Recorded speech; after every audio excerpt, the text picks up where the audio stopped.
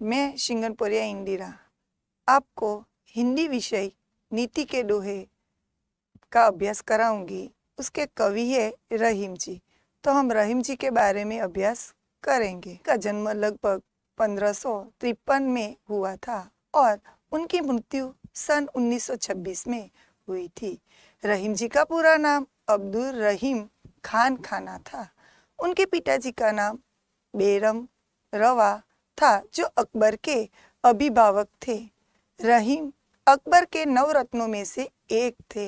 रहीम की कार्यक्षमता और बुद्धिमती से अकबर बहुत प्रभावित थे और इसीलिए उन्होंने रहीम को अपने दरबार का महामंत्री सर्वोच्च पद प्रदान किया था। रहीम संस्कृत, अरबी, फारसी विद्वान थे। दानी के रूप में बहुत सुविख्यात है। जीवन में व्यवहारिक अनुभवों को उन्होंने अपनी सट सही में व्यक्त किया है। छात्र, अभी हम नीति के दोहे में पहला दोहा देखेंगे। तरुवर फल नहीं खाते है, सरोवर पिय नहीं पान, कही रहीम पर काज हित, संपत्ति सूची ही सुजान।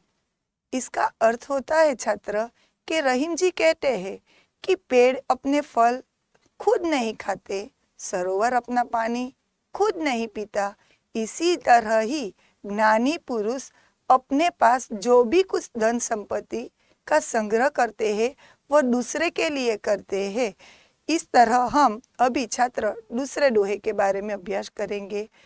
कही रहीम संपत्ति शके, बनत बहु बहु रीत, विपत्ति कसोटी जे कसे, ते साचे मीत। छात्र, इसका अर्थ हम देखेंगे।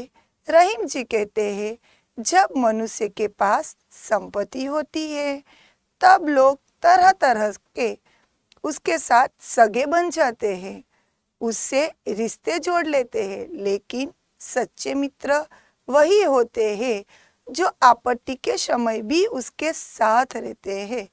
यह दोहे में जो सगे सच्चे मित्र की पहचान करवाई जाती है।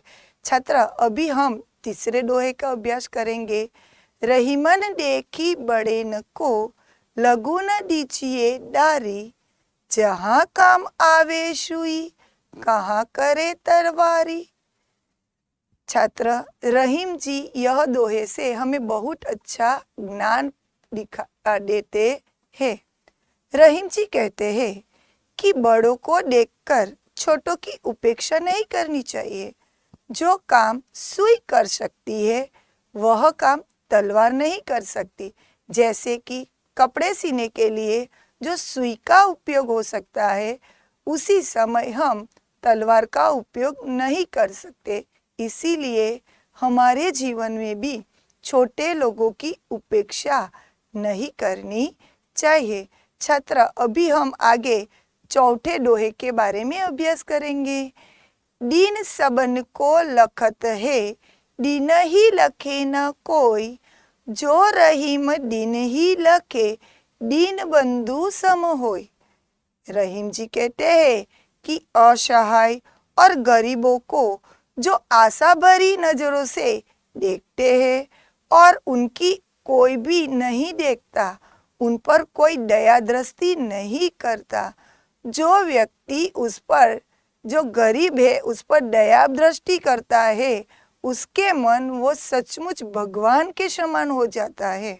यानी कि गरीब लोगों के ऊपर जो व्यक्ति दया से देखता है, उसके भाव दया प्रकट करता है, उसके मन वो व्यक्ति भगवान के समान रह जाता है। आगे छात्र हम देखेंगे पांचवें दोहे में। खीरा को मुंह काटी के, मलयत नून लगाई, रहीमन करुए, मुखन की चाहिए यही सजाए। छात्र, खीरा यानी कि ककड़ी। ककड़ी, जो ककड़ी को खाने से पहले उसके सिर के यानी कि ऊपर के भाग को काटकर उसमें नमक डाल दिया जाता है, जो डालने से उसकी कड़वाहट मिट जाती है और हमें वह पता चल जाता है कि वह अच्छी है, यानी कि कड़वाश खत्म होने से वह खाने योग्य बन जाती है। तो रहीम जी ने ककड़ी के साथ मनुष्य की तुलना की हुई है कि जो व्यक्ति कड़वे वचन बोलते हैं उसे भी वह ऐसी ही सजा मिल सकती है। अभी छात्र हम देखेंगे छठे दोहे में, जो रहीमन उत्तम प्रकृति का करी सकत कुसंग, चंदन विष व्यापात नहीं लपते रहत भुजंग। रहीम जी कहते हैं कि जो व्यक्ति उत्तम स्वभाव वाले होते हैं, अच्छे स्वभाव वाले होते हैं, जो बुरी संगति के साथ रहने पर भी उसकी वह बुरी संगति का प्रभाव उसके पर नहीं पड़ता।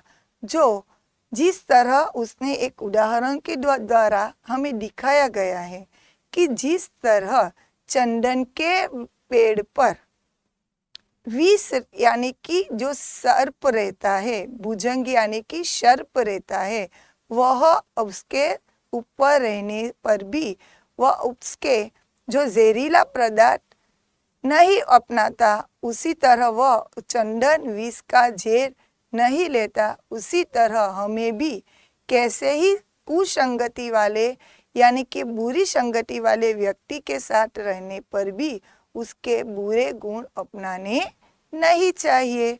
आगे छात्र देखेंगे, बिगड़ी बात बने नहीं लाख करो किन कोई, रहीमन बिगड़ी दूध को मठे न माखन होय।